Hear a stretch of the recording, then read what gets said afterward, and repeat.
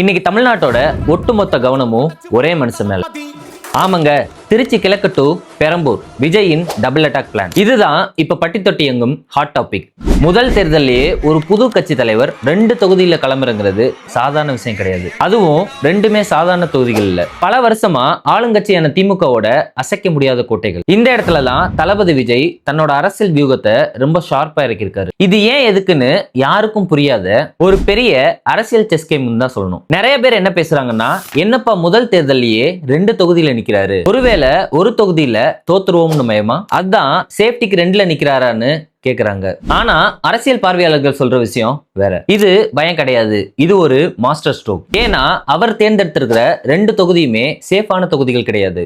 பெரம்பூர் சென்னையில இருக்கு, திருச்சி கிழக்கு தமிழ்நாட்டோட மைய பகுதியில் இருக்கு. ரெண்டுமே திமுகவோட பலமான ஏரியா. அங்க போய் நிக்கிறதுக்கு ஒரு தனிதில் வேணும். பயம் இருந்தா யாராவது எதிர்கட்சியோட ஸ்ட்ராங்கான கோட்டையில போய் நிப்பாங்களா? இதுக்கு பின்னாடி ஒரு பெரிய அரசியல் கணக்கு இருக்கு. அந்த கணக்கு என்னன்னா, தமிழ்நாட்டுல ஒரு கட்சி ஆரம்பிச்சு முதல்வர் ஆகணும்னா வட மாவட்டங்களையும் செல்வாக்கு இருக்கணும், தென் மற்றும் டெல்டா மாவட்டங்களையும் செல்வாக்கு இருக்கணும். பெரம்பூர்ல நிக்கிறது மூலமா ஒட்டுமொத்த வட சென்னை மக்களுக்கும் வட மாவட்டங்களுக்கும் ஒரு செய்தியை சொல்றாரு. அதே மாதிரி திருச்சி கிழக்கில் நிக்கிறது மூலமா மையப்பகுதி தென் மற்றும் டெல்டா மாவட்டங்களுக்கும் நான் ஒரு முழுமையான மாநில தலைவன் அப்படிங்கிற ஸ்ட்ராங்கான மெசேஜ் சொல்றாரு. இது வெறும் எம்எல்ஏ சீட்டுக்கான போட்டி கிடையாது, ஒட்டுமொத்த தமிழ்நாட்டையும் கவர் பண்ற ஒரு டபுள் அட்டாக் பிளான். இது மூலமா தொண்டர்கள் மத்தியில ஒரு பெரிய எழுச்சியை ஏற்படுத்த முடியும்னு அவர் நம்புறாரு. இந்த வியூகத்தை அவர் கையில எடுத்ததுக்கு இன்னொரு முக்கியமான காரணமும் இருக்கு. ஒரு புது கட்சி முதல் முறையா தேர்தலை சந்திக்கும் போது அந்த கட்சிக்கு ஒரு பேன் தமிழ்நாடு இமேஜ் தேவை. சென்னையில மட்டும் நின்னார்னா அவர் சென்னைக்கான தலைவர்னு முத்திர குத்திடுவாங்க. இதுவே அவர் ஒரு சின்ன கிராமத்துல நின்னார்னா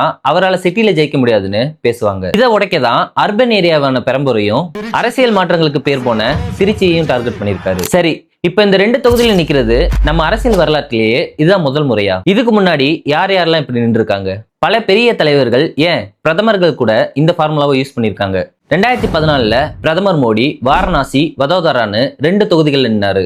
ராகுல் காந்தி வயநாடு பரேலின்னு 2 தொகுதியில் நின்னாரு. தமிழ்நாட்டை பொறுத்த வரைக்கும் முன்னாள் முதல்வர் ஜெயலலிதா 1991ல பர்கூர் காங்கேயம்னு 2 தொகுதியில நின்று 2 தொகுதியிலுமே மாபெரும் வெற்றி பெற்றாங்க. என்டிஆர் மாதிரியான மாபெரும் தலைவர்களும் இதை செஞ்சிருக்காங்க. ஒரு தலைவர் ரொம்ப பாப்புலரா இருக்காரு, அவர் எந்த பக்கம் நின்னாலும் அலையடிக்கும் அப்படிங்கிற சூழ்நிலையில தான் இந்த மாதிரி 2 தொகுதியில போட்டிடுவாங்க. இப்ப தளபதி விஜயும் அந்த மாதிரி ஒரு பாப்புலாரிட்டி அலை தனக்கு இருக்குன்னு நிரூபிக்க தான் இந்த ரிஸ்க் எடுத்திருக்காரு. சரி, இப்ப எல்லார் மனசுலயும் ஒரு கேள்வி, ஒருவேளை தளபதி விஜய் திருச்சி கிழக்கு பெரம்பூர் இந்த 2 தொகுதியிலும் ஜெயிச்சிட்டார்னா என்ன ஆகும்? இந்திய தேர்தல் விதிமுறைப்படி ஒருத்தர் எவ்வளவு பெரிய தலைவரா இருந்தாலும் அதிகபட்சமா 2 தொகுதியில தான் போட்டியிட முடியும். ஆனா 2லயும் ஜெயிச்சா 2க்கும் எம்எல்ஏவா இருக்க முடியாது. தேர்தல் முடிவுகள் வந்த 14 நாட்களுக்குள்ள அவரு ஏதாவது ஒரு எம்எல்ஏ பதவியை ராஜினாமா பண்ணி ஆகணும். அவர் எந்த தொகுதியை ராஜினாமா செய்யறாரோ அந்த தொகுதிக்கு 6 மாசத்துக்குள்ள மறுபடியும் பை எலெக்ஷன் வரும். அந்த இடைத்தேர்தல் அந்த நேரத்துல மிகப்பெரிய பரபரப்பு உருவாக்கும். அடுத்த கேள்வி, ஒருவேளை ஒரு தொகுதியில ஜெயிச்சு இன்னொரு தொகுதியில தோத்துட்டா என்ன ஆகும்? இதுல சட்டப்படி எந்த பிரச்சனையும் கிடையாது. ஜெயிச்ச தொகுதியோட எம்எல்ஏவா அவர் பதவியில தொடர்வாரு, சட்டமன்றத்துக்கும் போவாரு. ஆனா அரசியல் ரீதியா அது எதிர்கட்சிக்கு ஒரு பெரிய ஆயுதமா மாறிடும். பாத்தீங்களா, ஒரு இடத்துல தோத்துட்டாரு, இவர் எப்படி மாநிலத்தை ஆளுவாரு அப்படின்னு விமர்சனங்கள் வரும். அதனாலதான் இந்த 2 தொகுதியிலும் ஜெயிக்கிறது விஜய்க்கு ரொம்ப ரொம்ப முக்கியம். தன்னோட பலம் பலவீனம் எல்லாத்தையும் ஆலோசிச்சு இந்த பெரம்பூர் மற்றும் திருச்சி கிழக்கு தொகுதிகளை ரொம்ப கவனமா சூஸ் பண்ணிருக்காரு. இதுல ரொம்ப சுவாரஸ்யமான விஷயம் என்னன்னா, இந்த 2 தொகுதிகளுமே சாதாரண தொகுதிகள் கிடையாது. இதுக்குன்னு ஒரு பெரிய அரசியல் வரலாறு இருக்கு. பெரம்பூர் பல கட்சிகளுக்கு பல வெற்றிகளை கொடுத்திருந்தாலும் சமீப காலமா அது யாருடைய கோட்டையா இருக்கு? அதே மாதிரி திருச்சி கிழக்கு தமிழ்நாட்டோட திருப்பு முனைக்கு பேர் போன இடம். அங்க இதுவரைக்கும் நடந்த தேர்தல்கள்ல என்னென்ன மாயாஜலங்கள் நடந்திருக்கு? ஏன் இந்த 2 தொகுதிகள்ல திமுக இவ்வளவு ஸ்ட்ராங்கா இருக்காங்க? இந்த ஹிஸ்டரியை தெரிஞ்சுக்கிட்டாதான் விஜயோட பிளான் எவ்வளவு பெரிய மாஸ்டர் ஸ்கெட்ச்னு நமக்கு புரியும். முதல்ல திருச்சி கிழக்கு தொகுதி எடுத்துக்கோ. தமிழ்நாடு அரசியல்ல எப்பவுமே ஒரு சென்டிமெண்ட் உண்டு. திருச்சியில திருப்பு முனை ஏற்படும்னு சொல்லுவாங்க. பல கட்சிகளோட மாநாடுகள் அரசியல் மாற்றங்கள் எல்லாமே திருச்சியில இருந்து ஆரம்பிக்கும். குறிப்பா திருச்சி கிழக்கு தொகுதி பல வருஷமா திராவிட கட்சிகளோட, அதுலயும் குறிப்பா திமுகவோட இரும்பு கோட்டையா இருந்துட்டு வருது. அங்க இருக்கிற மக்கள் வாக்கு வங்கி, பல சமூகங்கள், சிறுபான்மையினர்னு ரொம்ப ஸ்ட்ராங்கான ஒரு ஃபேஸ் திமுகக்கு இருக்கு. அந்த இரும்பு கோட்டையை உடைக்கதான் தளபதி இப்ப களமிறக்கிருக்காரு. அடுத்தது நம்ம வட சென்னை பகுதியான பெரம்பூர்.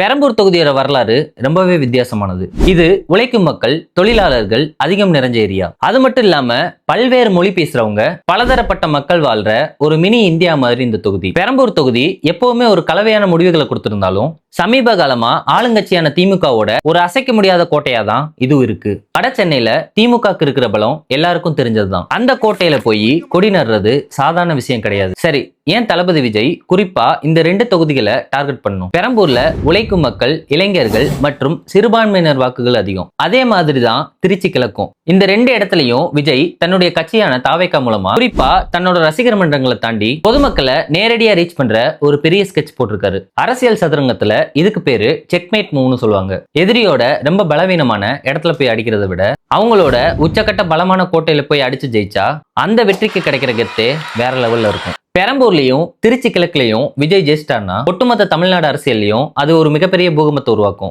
ஆளுங்கட்சிக்கு இது ஒரு மிகப்பெரிய சைக்கலாஜிக்கல் அடியாகவும் அமையும். அதுக்காக தான் இவ்வளவு பெரிய ரிஸ்க். ஆனா இந்த வெற்றி அவ்வளவு ஈஸியா கிடைச்சிருமா? திமுகவோட தேர்தல் வியூகம், அதிகார பலம், பணபலம் இதெல்லாம் தாண்டி விஜயால எப்படி ஜெயிக்க முடியும்? பெரம்பூர்லயும் சரி, திருச்சியிலையும் சரி, தாவேக கலப்பணியாளர்கள் வீதி வீதியா, வீடு வீடா போய் மக்களை சந்திக்கிறதும், குறிப்பா ஃபர்ஸ்ட் டைம் ஓட்டர்ஸ், பெண்களை டார்கெட் பண்றதும் தான் அவங்களோட இப்போதைய பிளான். ஒருவேளை தளபதியோட இந்த டபுள் அட்டாக் பிளான் சக்சஸ் ஆகி 2 தொகுதியில அவர் ஜெயிச்சிட்டார்னா அவர் வெறும் சினிமா நடிகர், புதுசா கட்சி ஆரம்பிச்சிருக்காரு அப்படிங்கிற முகத்திரையெல்லாம் உடஞ்சு சுக்குநூறு ஆயிரும். சரி மக்களே, விஜயோட இந்த டபுள் அட்டாக் பிளானை பத்தி நீங்க என்ன நினைக்கிறீங்க? அவரு 2 தொகுதியிலையும் ஜெயிப்பாரா?